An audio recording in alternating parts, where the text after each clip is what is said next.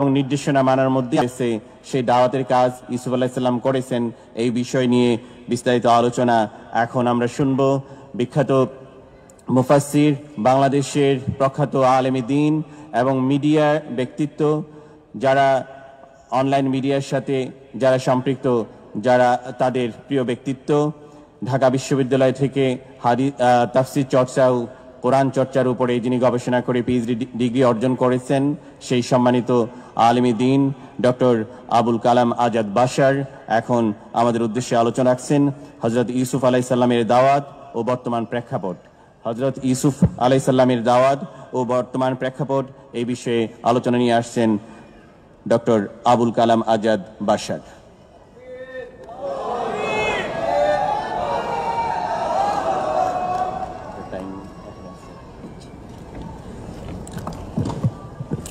আসসালামু আলাইকুম ওয়া রাহমাতুল্লাহি ওয়া বারাকাতুহু।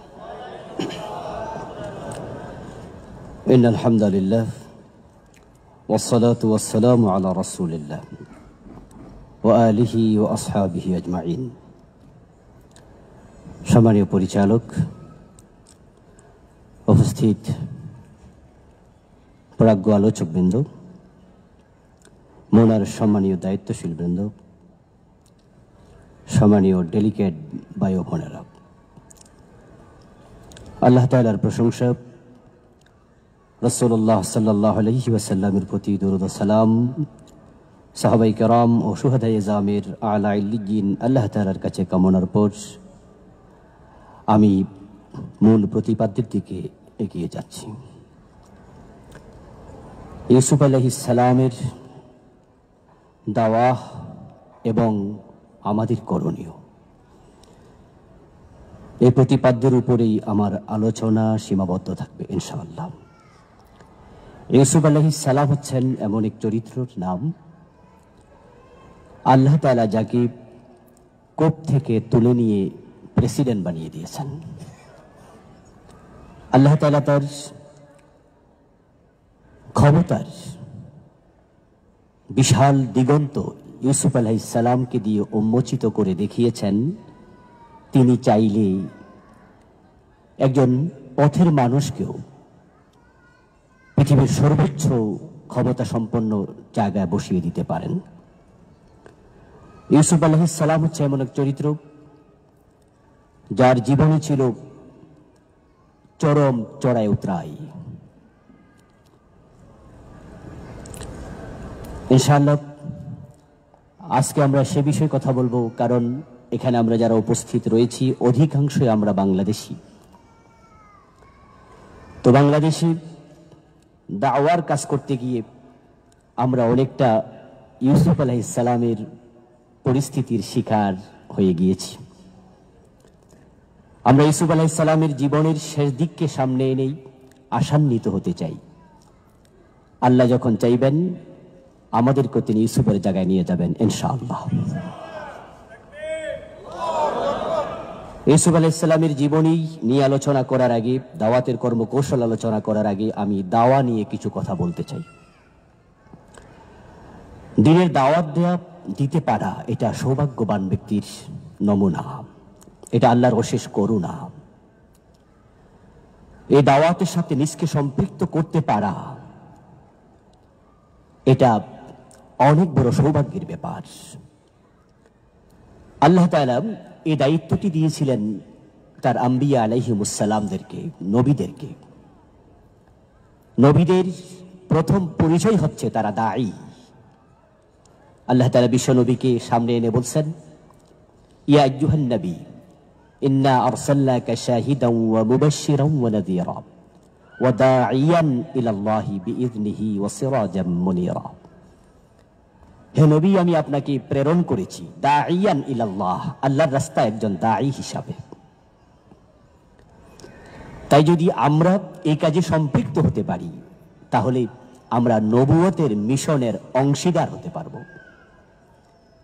এজন্য যে ব্যক্তি নিজেকে নবীদের নবুয়তের মূল কর্ম দাওয়ার সাথে সম্পৃক্ত করতে চায়, বাল্লিগু আন্নি ওয়ালাউ আয়া, দিন থেকে শিখা ছোট্ট একটি বিষয় যদি তার কাছে থাকে, সে এটা অন্যের কাছে পৌঁছিয়ে দেবে। এতে করে সে নবীদের মূল মিশনে অংশীদার হতে পারবে।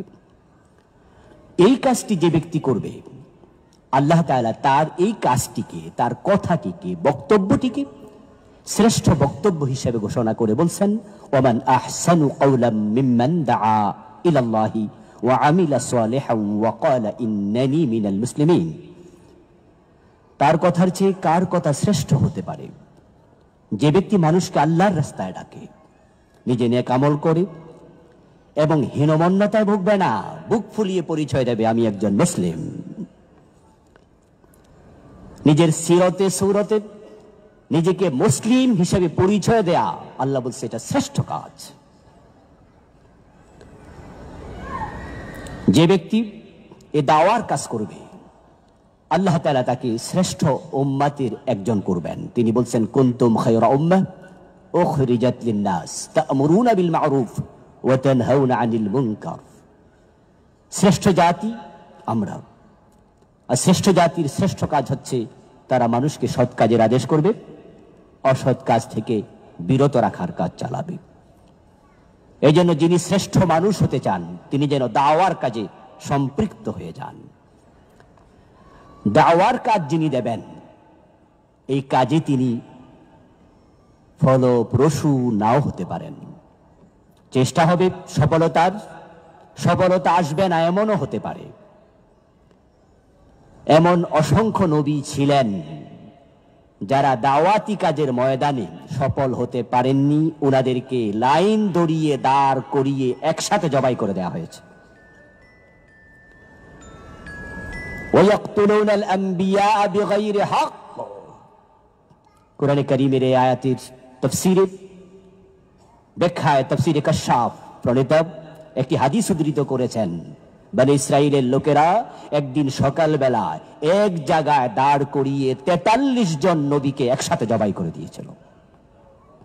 ওই নবীরা সফলতা দেখে যেতে পারেননি, কিন্তু ওনারা ব্যর্থ হননি, কারণ তারা দায়িত্বে কোন রকমের গাফলতি করেন নাই, তাই তারা জান্নাত পেয়ে যাবেন।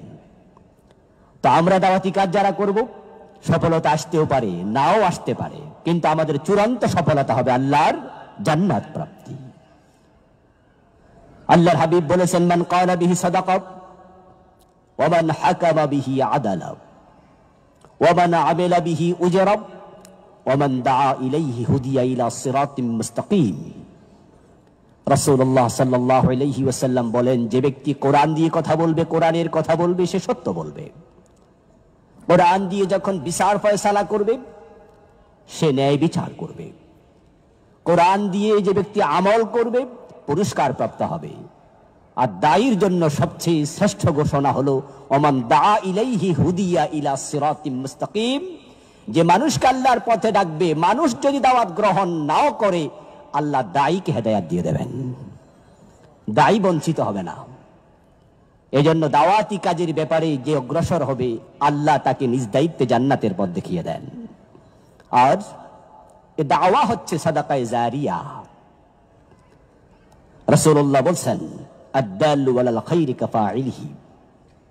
যে ব্যক্তি মানুষকে ভালো কাজের পথ দেখাবে, তার দাওয়া পাওয়ার পরে যে ব্যক্তি দাওয়াত গ্রহণ করে ভালো কাজ করা শুরু করবে, জীবনে যত ভালো কাজ সে করবে, যিনি দাওয়াত দিয়েছেন সমান সওয়াব তিনি পেতে থাকবেন। এই জন্য দিনের বিভিন্ন অনুষঙ্গের ব্যাপারে আমরা হব দায়ী। আমার ভিতরে দিনের যে চরিত্রটি আছে, আমি সেটাকে অন্যের কাছে পৌঁছিয়ে দেওয়ার চেষ্টা করব। যদি পৌঁছাতে পারি, তাহলে আমি সাদাকায়ে জারিয়ার মালিক হয়ে যাব। যদি সে গ্রহণ নাও করে, আমি হেদায়াত প্রাপ্ত হয়ে যাব। দাওয়া যে ব্যক্তি করবে, দাওয়ার কাজ, আল্লাহ, ফেরেশতাকুল এবং তামাম মাখলুকাতের সে দোয়া প্রাপ্ত হবে। রাসূলুল্লাহ সাল্লাল্লাহু আলাইহি ওয়াসাল্লাম বলেছেন, ইন্নাল্লাহা ওয়া মালাইকাতাহু হাত্তা আন-নামলা ফি জুহরিহা হাত্তা আল-হুত ফিল বাহর লা ইউসাল্লুনা আলা মুআল্লিমিন নাসিল খায়রা।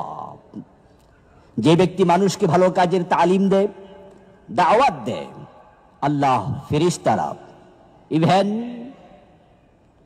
পাহাড়ের গর্তের পিপিলিকা, সমুদ্রের গভীরের পানির মাছ পর্যন্ত ওই ব্যক্তির জন্য আল্লাহর কাছে দোয়া করতে থাকে।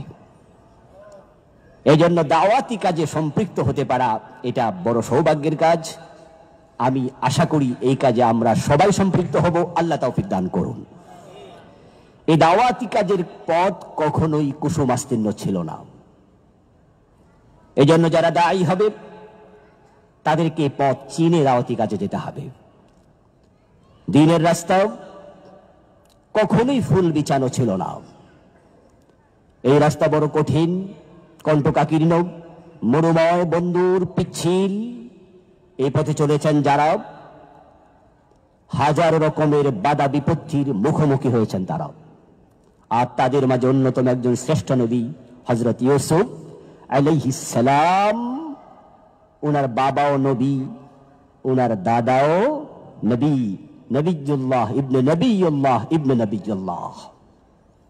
ইউসুফ আলাইহিস সালামের দাওয়াতি কাজ, জীবন, চরিত্র, কর্মকৌশল নিয়ে আল্লাহ তাআলা কোরআন মাজিদে আলাদা একটি সূরা নাজিল করেছেন, যে সূরার নাম হচ্ছে সূরাতু ইউসুফ।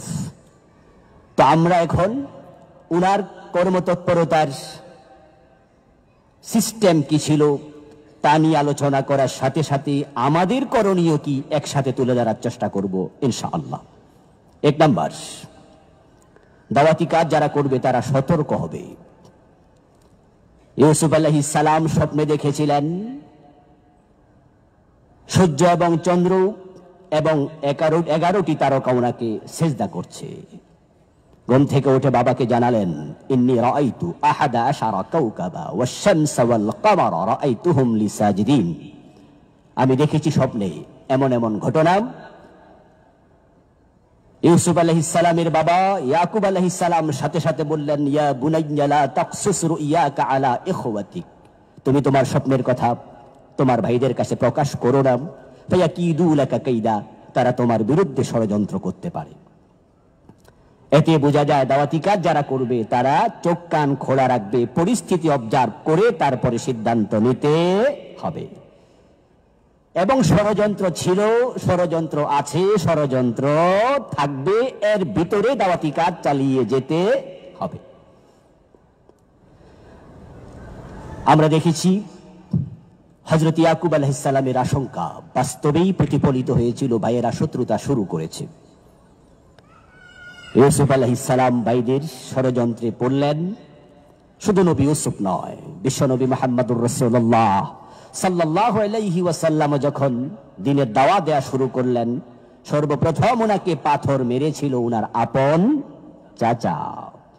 এতে বোঝা যায় দ্বীনের দাওয়াত যারা দিতে যাবেন আপনজনদের শত্রুতার মুখোমুখি হওয়া লাগতে পারে, এবং এটাকে সুন্নাহ হিসাবে গ্রহণ করে যে ব্যক্তি সামনে আগাবে বাধা বিপত্তি তাকে থামাতে পারবে না। আমরা আজকে দেখতে পাচ্ছি ইসলামী আন্দোলন করার কারণে, আল্লাহর জমিনে আল্লাহর রাজ প্রতিষ্ঠার স্বপ্ন দেখে যে আন্দোলন আমরা বাংলাদেশে শুরু করেছি, করে যাচ্ছি, যারা ইসলাম বিদ্বেষী তাদের বাধা আমরা অতীতে দেখেছি। কিন্তু ইদানিং আমরা আলেম ওলামাদেরকেও ইসলামী আন্দোলনের বাধা দেখতে পাচ্ছি।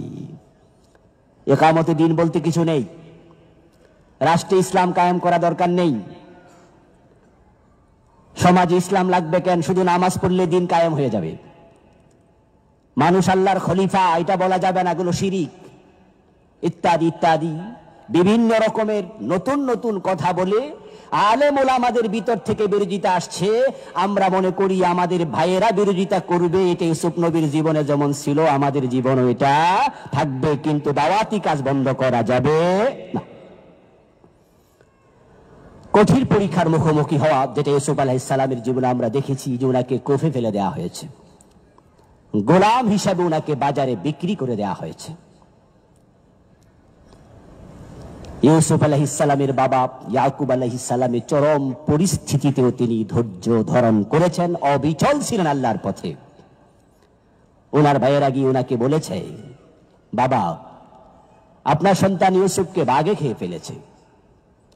ইয়াকুব আলাইহিস সালাম পুরাটা পরিস্থিতি পর্যবেক্ষণ করে তিনি বুঝতে পেরেছিলেন তাদের কথা মোটেও সত্য নয়, কারণ তারা হযরত ইউসুফকে কোফে ফেলে একটি ছাগল জবাই করে তার রক্ত উনার গায়ের জামার মাঝে মেখে তারপরে হযরত ইয়াকুব আলাইহিস সালামের সম্মুখে উপস্থাপন করে বলেছিল, বাঘে খেয়েছে রক্ত তার প্রমাণ। ইয়াকুব আলাইহিস সালাম বলেছিলেন, বাঘটা বড়ই ভালো, ইউসুফকে খেয়েছে কিন্তু তার জামাটা মোটেও ছিঁড়েনি। তাই তিনি বলছেন, বাল সাওয়ালাত লাকুম আনফুসুকুম আমরা, আমি বুঝেছি তোমরা নিজেরা বানিয়ে আমার সম্মুখে মিথ্যা কাহিনী বলছো, তবে ফাসবরুন জামিল, আমি তোমাদের সাথে ঝগড়ায় লিপ্ত হতে চাই না, আমি ধৈর্য ধারণ করলাম। ওয়াল্লাহুল মুস্তাআন আলা মা তাসিফুন, তোমাদের সকল ঘটনার মাঝে সাহায্যকারী একমাত্র কে? আল্লাহ। আজকে হাজারো মিথ্যা আমাদের সম্মুখে আনা হচ্ছে, যে মানুষের হাতে হাজারো কাফের মুসলিম হয়েছে, যার তাফসীর শুনে বেনামাজি নামাজি হতো, মদখোর মদ ছেড়ে দিয়েছে, বিপদ থেকে সুপথের সন্ধান পেয়েছে, ওই ব্যক্তির সম্মুখে আজকে এ জাতীয় মিথ্যা কল্পকাহিনী হাজির করে তাকে দর্শনকারী, হত্যাকারী বানিয়ে জেলে পুরে রাখা হয়েছে। ফাসবরুন জামিল, আমাদের দায়িত্ব হবে হযরত ইয়াকুবের মতো ধৈর্য ধারণ করা। ইন্নাল্লাহা মা'আস সাবিরিন, আল্লাহ বলছেন তোমরা ধৈর্য ধারণ করলে আমি আল্লাহ তোমাদের সঙ্গী হয়ে যাব। ওমান ইয়াতাওয়াক্কাল আলাল্লাহ ফাহুয়া হাসবুহ, আর আল্লাহর উপর ভরসা করে যারা ধৈর্য ধারণ করবে, আল্লাহ বলেন আমি আল্লাহ তাদের জন্য যথেষ্ট হয়ে যাব। দাওয়াতি কাজ করতে গেলে আসবে প্ররোচনা, লোভ, বিভিন্ন রকমের লোভ সামনে আসবে। এই কাজ আপনি যদি না করেন আপনার ছেলেকে চাকরি দিয়ে দেব, এই কাজ যদি আপনারা বন্ধ রাখেন তাহলে আপনাদের আর জেলে পোড়াবো না, আপাতত একটু চুপ থাকেন তো ভাই, তাহলে ইমামতিটা টিকবে। এই লোভ, এই জাতীয় প্ররোচনা হযরত ইউসুফের জীবনে এসেছিল, সেটা এসেছিল একজন নারীর যৌবনের সৌন্দর্যকে দিয়ে। জুলেখা ইউসুফ আলাইহিস সালামকে নিজের শোয়ার ঘরে ডেকে নিয়ে গেলেন। ওয়াগাল্লাকাতিল আবওয়াবা ফাকালাত হাইতা লাক, আল্লাহ তাআলা বলেন তারপরে ঘরের দরজা বন্ধ করে দিলেন, নিজের গায়ের কাপড় খুলতে শুরু করলেন, আহ্বান করলেন, হাইতা লাক, আমার কাছে আসো, আমি তোমার। একজন যুবকের কাছে সুন্দরী নারীর যৌবনের প্রস্তাব, একজন দুনিয়াদার মানুষের কাছে হাজার কোটি টাকার প্রস্তাব প্রত্যাখ্যান করা সহজ নয়। কিন্তু দায়ী কখনো জাতীয় লোভের কাছে পরাভূত হয় না, মাথা উঁচু করে বলে জীবন যাবে, মাথা নত করানো যাবে না। ইউসুফ আলাইহিস সালাম ঠিক তাই করলেন। তিনি বললেন, মাআদাল্লাহ, তোমার জাতীয় কুরুচিপূর্ণ প্রস্তাব থেকে আমি সাহায্য চাই, আশ্রয় চাই। কার কাছে? আল্লাহর কাছে। তো ঠিক আমাদের কাছে যেমন জাতীয় প্রস্তাব আসবে, দুনিয়ার প্রস্তাব, নারীর প্রস্তাব, গাড়ির প্রস্তাব, অর্থের প্রস্তাব, ইউসুফ নবীর মতো আমাদেরকে সাহায্য চাইতে হবে কার কাছে? আল্লাহর কাছে। তিনি যদি সাহায্য প্রদান করেন তাহলে সত্যের পথ থেকে আপনাকে এক চুল পরিমাণ কেউ সরাতে পারবে। ইউসুফ আলাইহিস সালাম সেখানে আর এক মুহূর্ত দাঁড়ানো সমীচীন মনে করলেন না। প্রস্তাব প্রত্যাখ্যান করে তিনি দৌড়াতে শুরু করলেন দরজার দিকে। জুলাইখা হাসি দিয়ে বলল, ইউসুফ কোথায় যাবে? গাল্লাকাতিল আবওয়াব, দরজাটা আমি বন্ধ করে দিয়েছি। তাফসীরে পাওয়া যায় বাহির থেকে উনি ওনার কোনো দাসীকে দিয়ে দরজায় তালাও লাগিয়ে দিয়েছিলেন। ইউসুফ আলাইহিস সালামকে তিনি বলেছেন, বাহির থেকেও তালা লাগানো, ভিতর থেকে সিটকানি লাগানো, যাবে কোথায়? যাওয়ার রাস্তা আজকে রাখিনি। ইউসুফ আলাইহিস সালাম শুনেছেন কানে, দরজা বন্ধের কথা দেখেছেন চোখে, দরজা বন্ধ, কিন্তু তারপরও তিনি থামেননি, তিনি দৌড়াতে থাকলেন দরজার দিকে। কারণ তিনি জানতেন আস-সা'য়ু মিন্না ওয়াল ইতমামু মিনাল্লাহ, চেষ্টা করার মালিক আমরা, সফলতার মালিক হলেন আল্লাহ। দৌড়াতে দৌড়াতে তিনি দরজা পর্যন্ত যখন পৌঁছে গেলেন, দরজা নিজে নিজে খুলে গেল। প্রমাণিত হয়ে গেল বান্দার চেষ্টা যেখানে শেষ হয়, আল্লাহর সাহায্য সেখান থেকে শুরু হয়। ইউসুফ আলাইহিস সালাম যদি থমকে দাঁড়িয়ে যেতেন, দরজা খুলতো না, তিনি ওই মহিলার শিকার হয়ে যেতেন। হতে পারে কোনো কবিরা গুনাহ হয়ে যেতে পারত। কিন্তু যখন তিনি ধীরতার সাথে সামনে আগালেন, দরজাতে পৌঁছার সাথে সাথে আল্লাহ দরজা খুলে দিলেন। প্রমাণ হলো আল্লাহর সাহায্য অপেক্ষা করছে। আমাদের চেষ্টা শুধু শেষ হওয়ার বাকি। হতাশ হওয়া যাবে না। আমরা ইউসুফ আলাইহিস সালামের মতো করে আমাদের দ্বীন কায়েমের কাজ চালিয়ে যেতে থাকবো। আমাদের চেষ্টা যেখানে শেষ হবে, নিশ্চয় আল্লাহর সাহায্য সেখান থেকে আবার শুরু হবে। ইন্নাল্লাযীনা ক্বালু রাব্বুনাল্লাহু সুম্মা ইসতাকামু তাতানাজ্জালু আলাইহিমুল মালায়েকা। এটা আল্লাহর ওয়াদা। ইউসুফ আলাইহিস সালাম যখন দরজায় পৌঁছে গেলেন, দরজাটা খুলে গেল। জুলাইখা পিছন থেকে দড়িয়ে ওনার জামা চেপে ধরল। ওয়াকাদ্দাত কামিসাহু মিন দুবুর। আল্লাহ তাআলা কোরআনে বলেন, পিছন দিয়ে জামাটা ছিঁড়ে গেল।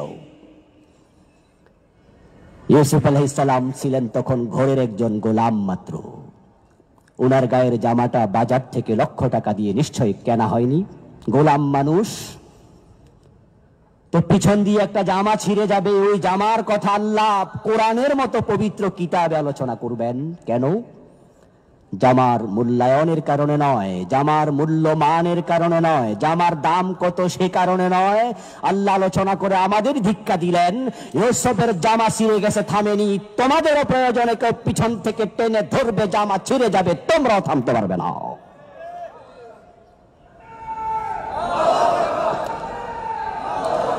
ইউসুফ আলাইহিস সালামের মতো যে সামনে আমরা যেতে থাকি, পিছন থেকে জামা টেনে ধরার মতো জুলাইখা এখনো আছে না নাই? তারা কি জামা টেনে ধরছে না? আমাদের জামা শুধু শিখছে না, আমাদের জীবনও তারা কেড়ে নিচ্ছে। কিন্তু আমরা ইউসুফের মতো সামনে আগাবো, কখনো আমরা থমকে দাঁড়াবো না। সামনে গিয়ে দরজায় দেখতে পেলেন ওনার স্বামী আজিজে মিশর হাজির। জুলাইখা যখন দরজার সামনে গিয়ে তার স্বামীকে দেখতে পেল, সাথে সাথে সে তার বয়স সেন্স করে ফেলল। জুলাইখা তার স্বামীকে লক্ষ্য করে বলে, আরাদা বিয়াহলিকা সুআ। দেখো, তোমার ঘরের গোলাম তোমার স্ত্রীর ইজ্জতে হাত দিতে ঘরে ঢুকেছে, আর আমি তাকে দৌড়াইয়া বের করে দিচ্ছি। ইউসুফ আলাইহিস সালাম তো অবাক, তিনি আশ্চর্য হলেন। মহিলা বলে কি রে, আমি নাকি ঘরে ঢুকছি, সে নাকি আমারে দৌড়াচ্ছে? কি উল্টা পাল্টা কথা। ইউসুফ আলাইহিস সালাম জুলাইখার স্বামীর কাছে নিজের অবস্থান স্পষ্ট করে দিলেন। তিনি বললেন যে আমি এ কাজ করিনি। ঘরের দরজায় ছোট্ট একটি বাচ্চা দোলনাতে শায়িত ছিল। ওই ছোট্ট বাচ্চা যে কথা বলতে এখনো শিখেনি, তাফসীরে পাওয়া যায় ছোট অবস্থায় কথা বলার বয়স আসার আগে তিনজন কথা বলেছে। একজন হচ্ছে হযরত ঈসা আলাইহিস সালাম, আরেকজন হচ্ছে জেরাইজ নামক ব্যক্তির সাক্ষ্যদাতা, আরেকজন হযরত ইউসুফ আলাইহিস সালামের পক্ষে সাক্ষ্যদাতা। ওই ছোট্ট বাচ্চা দোলনায় শুয়ে বলল, জামা যদি সামনে থেকে ছেঁড়া হয় তাহলে ইউসুফ দোষী, জামা যদি পিছন থেকে ছিঁড়া হয় জুলাইখা দোষী। স্বামী দেখলো জামাটা সামনে ছিঁড়া নাই, পিছনে ছিঁড়া। তখন তিনি বলে বসলেন, ইন্না কাইদাকুন্না আযীম। আমি বুঝতে পেরেছি দোষটা তোমার, ষড়যন্ত্রকারী তুমি, ইউসুফ নির্দোষ। তারপরে জুলাইখা পিছু ছাড়েনি, ইউসুফ আলাইহিস সালামকে বারবার পুষলাতে থাকলো। ইউসুফ আলাইহিস সালামকে বলল, লা ইন লাম ইয়াফআল মা আমরুহু লা ইউসজানান্না ওয়া লা ইয়াকুনাম মিনাস সাগিরিন। ইউসুফ, তুমি যদি আমার প্রস্তাবে রাজি না হও, আমার কাছে না আসো, তাহলে আমি তোমাকে জেলে ভরে ছেড়ে দেব, তুমি লাঞ্ছিত হবে। ইউসুফ আলাইহিস সালাম জবাব দিলেন, قال رب السجن احب الي مما يدعونني اليه। হে আমার আল্লাহ, তার কুপ্রস্তাব গ্রহণ করার তুলনায় জেলখানা আমার কাছে অনেক প্রিয়। সুতরাং ইউসুফের মতো আমরাও সামনে আগাবো, হাজারো কোটি টাকার প্রস্তাব প্রত্যাখ্যান করব। ভয় দেখাবে, আমাদের জেলে পোড়া হবে, ফাঁসিতে ঝুলানো হবে, আমরা ফাঁসির রশিকে বরণ করার জন্য এগিয়ে যাব। ফাঁসির রশি জান্নাতের ফুলের মালা হয়ে যাবে ইনশাআল্লাহ। এবং সে দীক্ষা নিয়ে, সে সাহসিকতার সাথে আমরা বাংলাদেশে কাজ করে যাচ্ছি আল্লাহর সাহায্যের অপেক্ষায়। এখানে আমাদের জন্য আরেকটি বিষয় শিক্ষণীয়। ইউসুফ আলাইহিস সালামকে এক পর্যায়ে জুলাইখা তার স্বামীকে ফুসলিয়ে জেলখানায় ভরে দিলেন, পুড়িয়ে দিলেন। ইউসুফ আলাইহিস সালাম যে নির্দোষ, তার স্বামী আজিজি মিশর যদি নাও জানে, জুলাইখা কি জানে না? সে তো জানে, সে তো মামলার বাদী। ইউসুফ আলাইহিস সালাম নির্দোষ, জুলাইখা জানে। জেলে ভরে দেওয়ার কারণ হচ্ছে ইউসুফ আলাইহিস সালাম জুলাইখার প্রস্তাবের সাথে একমত হননি। এতে বোঝা যায় জালেমরা যখন প্রস্তাব দেয়, মাজলুম যদি একমত পোষণ না করে তখন জুলমের শিকার হওয়া লাগে। আর প্রস্তাব প্রত্যাখ্যান যদি গ্রহণ করে তাহলে তারা ভালোবাসে। যদি জুলাইখা ইউসুফ আলাইহিস সালামকে কাছে পেতেন, জেলে দিতেন নাকি দুধ কলা খাওয়াইতেন? বরং আরো বেশি করে খাওয়াইয়া স্বাস্থ্য টাস্থ্য গাগতরা যেন মোটা হয়, স্ট্রং যেন বেড়ে যায়, কিভাবে কাছে রাখা যায়, স্বামীর চেয়ে বেশি মহব্বত করতেন। যদি ইউসুফ আলাইহিস সালাম একমত হতেন, কিন্তু তিনি দ্বিমত পোষণ করার কারণে জেলে গিয়েছেন। ঠিক আজকেও আমরা বাংলাদেশে স্পষ্ট দেখেছি, যারা শাপলা চত্বরে গুলি খেয়েছে তারাই আবার এখন বিরিয়ানির প্যাকেট খাচ্ছে। আর আমরা যারা দ্বিমত করেছি, জেল জুলম অত্যাচার চলছে। ইউসুফ আলাইহিস সালাম নির্দোষ, জুলাইখা জানেন। ঠিক আজকের জুলাইখারাও জানেন। বাংলাদেশে বিশ্ববিখ্যাত মুফাসসির সহ যেই লোকগুলোকে ধর্ষণের মামলায়, বাড়ি পোড়ানোর মামলায়, মানুষ হত্যার মামলায় ফাঁসি দেওয়া হয়েছে, জেলে যাবজ্জীবন কারাদণ্ড দিয়ে দেওয়া হয়েছে, জুলাইখা ভালো করে জানে আসলে তারা ধর্ষণকারী হতে পারে না। যদি তাদের প্রস্তাবে ওরা রাজি হতো তাহলে তারাও হালুয়া রুটি খেতে পারত। আয়াতের বাচনভঙ্গি বড় চমৎকার। ইন্না কাইদা কুন্না আসিম। কুন্না শব্দটি বহু বচন, এক বচন হলো কাপের নিচে জের। ইন্না কাইদা কি আজিম, বলা দরকার ছিল তোমার ষড়যন্ত্র বড় কঠিন। যখন ইউসুফ নবীকে জেলে পুরিয়ে দিয়েছে, উনার বিরুদ্ধে ষড়যন্ত্র করছে, সেখানে জুলাইখা কয়জন ছিল?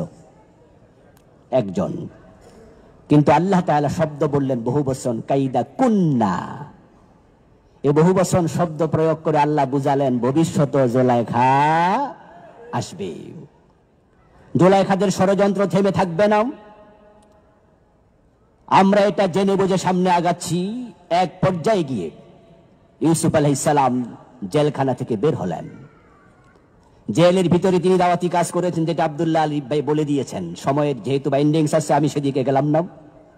জেল থেকে বের হওয়ার পরে উনাকে প্রশ্ন করা হয়েছিল, যুবক মানুষ, সুন্দরী যুবতীর যৌবনের প্রস্তাব আপনার ভিতরে কি সামান্য রেখাপাত করেনি? প্রত্যাখ্যান করলেন কিভাবে? ইউসুফ আলাইহিস সালাম জবাব দিলেন, ওয়া উবাররিউ নাফসি ইন্নান নাফসা লাআম্মারাতুম বিসসু ইল্লা মা রাহিমা রাব্বি। আমি এটা বলি না যে আমার অন্তরে সামান্য রেখাপাত করেনি, বরং আমি বলি আমাকে হেফাজত করেছেন আল্লাহ। ইউসুফ আলাইহিস সালাম জেলখানা থেকে বের হওয়ার পরে এক পর্যায়ে তাকে মিশরের রাষ্ট্রপ্রধান যিনি ছিলেন তখন, তিনি কাছে ডেকে নিলেন। লম্বা হিস্ট্রি, সময় আমার অলরেডি শেষ। কাছে ডাকার পরে ইউসুফ আলাইহিস সালাম রাষ্ট্রপ্রধানকে বললেন, ক্বালা জাআলনি আলা খাযাইনিল আরদ। আমাকে আপনি খাদ্য মন্ত্রণালয়ের দায়িত্ব দিন। ক্বালা জাআলনি আলা খাযাইনিল আরদ, আমাকে আপনি খাদ্য মন্ত্রণালয়ের দায়িত্ব দিন। ইন্নী হাফিজুন আলিম, এ বিষয়ে আমি হেফাজতকারী হব, আমি খেয়ানতকারী হব না, এবং কিভাবে খাদ্যের বন্টন করা লাগে আমি সে বিষয়ে জানি। আমাকে খাদ্য মন্ত্রীর দায়িত্ব দিন। কোরআনে আল্লাহ বলে ইউসুফ নবী মন্ত্রণালয় চেয়েছে, দায়িত্ব চেয়েছে, আর আমাদের কিছু ভাইয়েরা বলে নির্বাচন করা জায়েজ নাই, রাষ্ট্র ক্ষমতা চাওয়া জায়েজ নাই। অথচ বিশ্বনবী হিজরতের পথে দোয়া করেছেন, ওয়াজআলনি মিন লাদুনকা সুলতানান নাসীরা, আল্লাহ আমাকে রাষ্ট্র সাহায্যকারী রাষ্ট্র দিন। বিশ্বনবী ক্ষমতা আল্লাহর কাছে দোয়া করে চাচ্ছেন, ইউসুফ নবী দোয়া করছেন, চাচ্ছেন যে আমাকে আপনি খাদ্য মন্ত্রণালয়ের দায়িত্ব দিন। এতে বোঝা যায় আল্লাহ দ্বীন কায়েমের প্রয়োজন রাষ্ট্র ক্ষমতা চাওয়া জায়েজ নয়। শুধু এই দোয়াটা কোরআনে আল্লাহ আয়াত হিসাবে নাজিল করে বুঝাচ্ছেন, এই দোয়া যেন আমরাও করতে থাকি। এক পর্যায়ে আল্লাহ বলছেন ওয়া কাযালিকা মাক্কান্না লিইউসুফা ফিল আরদ, আমি ইউসুফকে ওই কূপ থেকে তুলে এনে জেলখানার ভিতর থেকে বের করে ডাইরেক্ট সিংহাসনে বসিয়ে দিয়েছি। সুবহানাল্লাহ। সে আল্লাহ এখনো আছে না নাই? হিকমতের সাথে, প্রজ্ঞার সাথে, দৃঢ়তার সাথে মাথা উঁচু করে দাওয়াতি কাজ যদি আমরা করতে পারি, তাহলে রাষ্ট্র ক্ষমতা দেওয়ার ক্ষমতা আল্লাহর এখনো আছে। কিন্তু কাজ বন্ধ করা যাবে না। আস-সাইয়ু মিন্না ওয়াল ইতমামু মিনাল্লাহ, নাসরুম মিনাল্লাহি ওয়া ফাতহুন করিব ওয়া বাশশিরিল মুমিনিন। ওয়াসসালামু আলাইকুম ওয়া রাহমাতুল্লাহি ওয়া বারাকাতুহু।